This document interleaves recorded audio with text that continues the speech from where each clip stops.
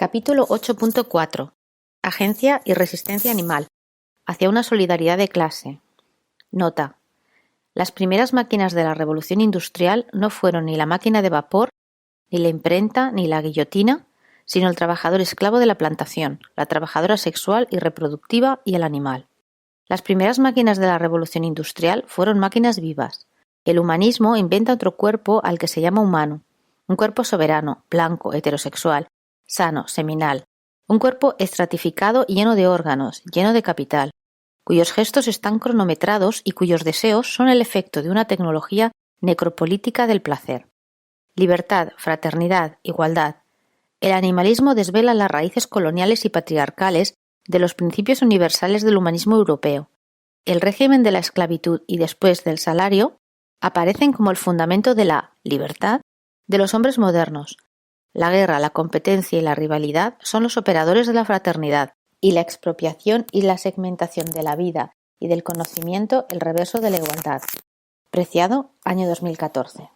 Si hay de algo que quiero dar cuenta en este trabajo es que si bien los animales no humanos han sido y son considerados muy frecuentemente como mercancía, propiedad o medio que existe por y para los humanos, los otros animales son mucho más que el estatus que las humanas les hemos otorgado.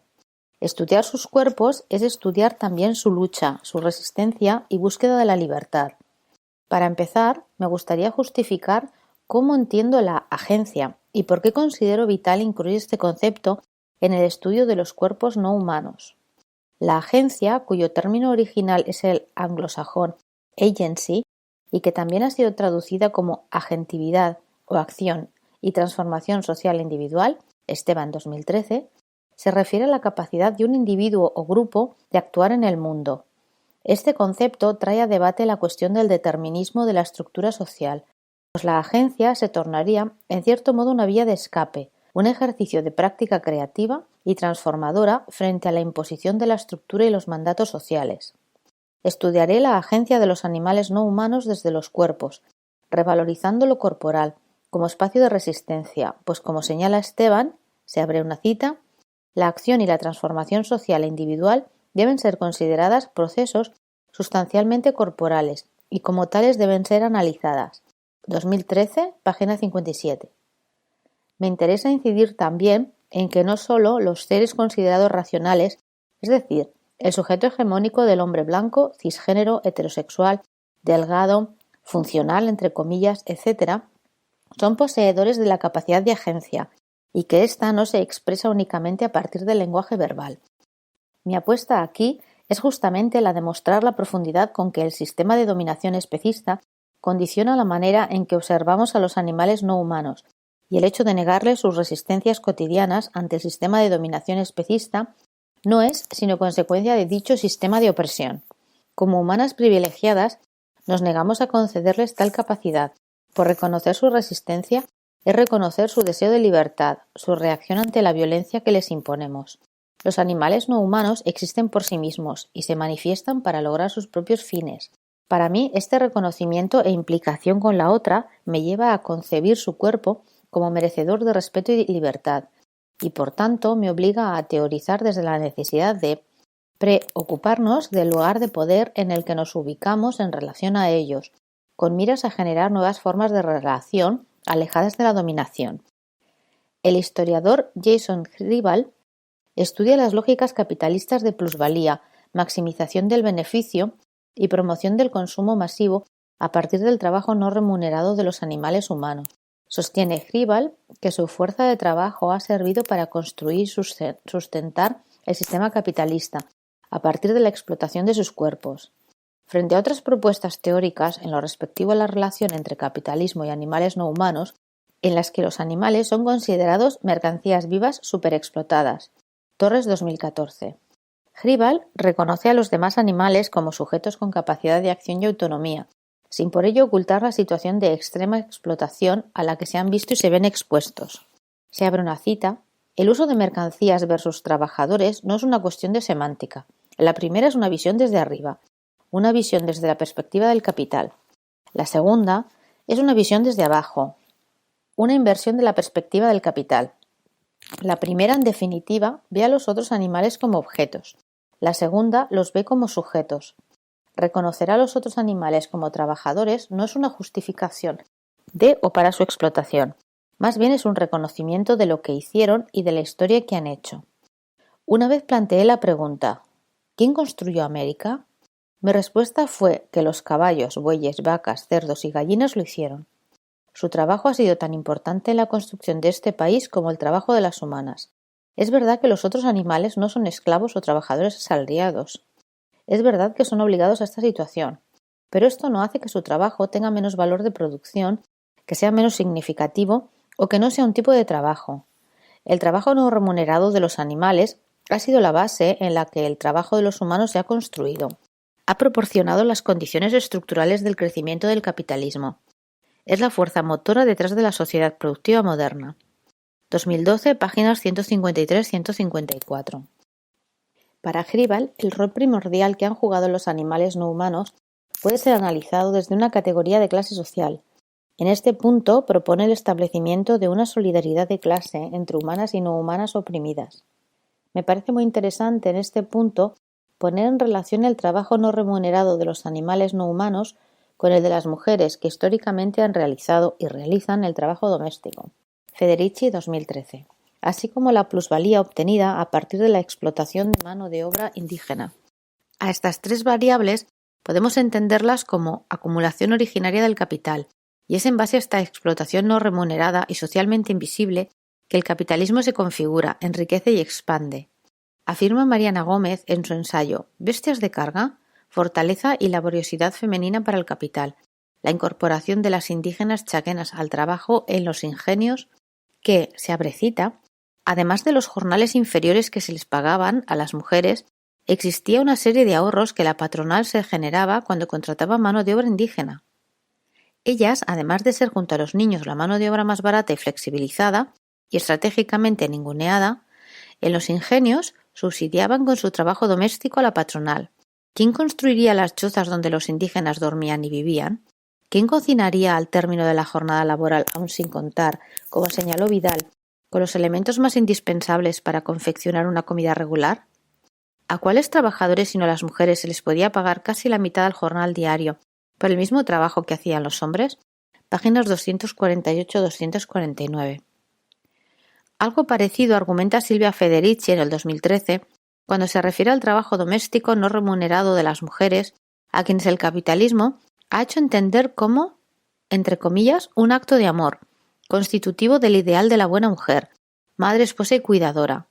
Por otro lado, es llamativo que la explotación sexual, más allá de la especie, ha sido una fuente histórica de la obtención de la plusvalía. Se abre una cita. Si hay un origen del concepto de plusvalía, sin duda se encuentra en el acto de coger la leche de las hembras de mamífero, vacas, cabras, camellos, renos y yeguas. Esta incautación siempre ha tratado sobre convertir la reproducción, la función natural del embarazo y la lactancia, en una forma de trabajo de la que se puede extraer un excedente de leche para otros propósitos, ya sea para uso o para intercambio. Los individuos han desarrollado diferentes formas de hacer esto. Pueden tomar la leche que haya quedado después de que el ternero se haya alimentado. Pueden destetar al ternero en cuanto sea posible para conseguir más. Pueden matar al ternero para quedarse con toda. Pero bajo el capitalismo, este querer más nunca termina y nunca está satisfecho. Es eso lo que define al sistema y lo hace distinto de todos los modos de producción anteriores. Hribal, 2012, página 133. A partir del estudio de Claire Palmer en el 2001, quiero señalar el concepto de prácticas constitutivas de la dominación humana sobre las no humanas, que serían aquellas a que afectan a su subjetividad y conformación corporal. Para Palmer, basándose en Foucault, existen dos tipos de prácticas. Por un lado, las prácticas internalizadas, que pasan por la domesticación a través de la cría selectiva, la biotecnología, el entrenamiento y el aprendizaje recompensa, técnicas todas que convierten a los no humanos en seres útiles para el uso humano. Por otro lado, cabe destacar las prácticas externas que afectan directamente al cuerpo y las circunstancias del animal: confinamiento, aislamiento de los miembros de su especie, castración, mutilaciones corporales de varios tipos, castigo físico, etc. Ambas están relacionadas y tienen efectos sustanciales en las subjetividades de los animales no humanos, como puede verse con los casos de zoocosis en animales en cautiverio, 2001, páginas 354-355. La agencia es una herramienta teórica que permite localizar la resistencia existente en lo que ha sido conceptualizado como microprácticas. Palmer 2001. Si bien la dominación que se ejerce sobre ciertos sujetos es estructural, siempre existen respuestas a ese ejercicio del poder, incluso cuando las respuestas no son capaces de revertir dicha dominación sistemática. De esta forma, prácticas como la autolesión pueden ser analizadas como prácticas de agencia y resistencia. Darío Soich estudia el caso de la autolesión como práctica de resistencia entre los obreros trabajadores en la industria automotriz transnacional.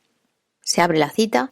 Nos referimos específicamente a los accidentes de trabajo autogenerados sobre el cuerpo, las contradicciones manifiestas en la alteración del uso corporal, donde las presiones del proceso de trabajo automotor aparecen como un doloroso, entre comillas, espacio de resistencia y lucha política. Tales accidentes inducen nuevas experiencias individuales o colectivas en la plataforma laboral, tan pronto como reconocen unas potencialidades escondidas en el cuerpo que actúan como eficientes modalidades para abandonar el proceso de trabajo. Desplazarse del puesto de trabajo al servicio médico, esperar unos minutos hasta la atención médica definitiva, cuestionar el desacertado diagnóstico del médico, ser auxiliado con vendas protectoras y luego retornar a la cadencia del trabajo fabril, han consumido un tiempo pagado por la corporación y desechado en gestos inútiles, ineficaces o completamente inservibles por el operario. Fin de la cita, 2010, páginas 2012-2013. De forma similar, la zoocosis o sufrimiento psíquico, la autolesión, los movimientos estereotipados y repetitivos son indicadores de la frustración que origina en los animales no humanos la privación de libertad. La dominación estructural está marcada en sus cuerpos, a menudo modificados genéticamente o víctimas de la indefensión aprendida. Se abren comillas, la condición de aprender a comportarse pasivamente sin poder hacer nada y no responder, a pesar de que existen oportunidades para ayudarse a una misma, evitando las circunstancias desagradables o mediante la obtención de recompensas positivas. Como los elefantes, que al haber sido encadenados desde pequeños, han aprendido que no pueden escapar tras intentarlo con sus fuerzas de bebés, lo cual les bloquea aún de mayores cuando perfectamente podrían romper sus cadenas. Fin de la cita, Asamblea Antiespecista de Madrid, 2014, páginas 114 y 115. Hribal expone el carácter transespecífico de las microprácticas de resistencia cuando sostiene: el ganado puede resistir al proceso productivo, ya sea trabajando en los corrales, durante su alimentación o en los mataderos. Pueden ir despacio a propósito, luchar, patear, saltar y escapar. Esta resistencia causa interrupciones y ralentiza la cadena de producción. Rebelarse puede también causar lesiones autoinfligidas, como hematomas, lo que disminuye significativamente el valor de sus cuerpos como mercancía final. Parte del argumento de los animales son parte de la clase trabajadora era que los animales podían oponer resistencia a su explotación. He elegido utilizar el término resistencia entre comillas porque estas acciones particulares por parte de los otros animales, a veces violentas y otras veces no violentas, son intencionadas y dirigidas directamente a eludir los diseños humanos y ganar autonomía. La resistencia no es una característica exclusivamente humana. 2012, página 141. Fin de la cita. Torres complejiza el análisis aplicando el concepto marxista de alienación al sistema de dominación especista. Según los estudios de Noske, en Torres 2014, 83-84, los animales son alienados, entre comillas, desanimalizados, de 4 formas: de lo que producen, fluidos, hijos o sus propios cuerpos; de su actividad de producción, apropiación corporal y control de ritmos vitales; de la socialización, contacto y juego, maximización de beneficios a partir del confinamiento; y finalmente de su entorno natural. Se abren comillas, Noske concluye que la cantidad de alienación de los animales provoca la alienación de la vida de especie. En Torres 2014, páginas 83 y 84. No obstante, y a pesar del innegable carácter sistémico de la dominación especista y del ocultamiento físico y discursivo de las resistencias de los no humanos, no quiero dejar de reseñar la lucha que los animales no humanos libran desde sus prisiones, sus jaulas, los centros de explotación y exterminio a los que son dirigidos nada más nacer o tras ser capturados en su medio natural. Esta resistencia puede parecer invisible, pero la mayoría de animales encerrados están librando en este momento su propia batalla por la libertad. Nota 37. Para conocer en detalle historias de rebeliones animales, recomiendo el blog Querer la Libertad, 2016.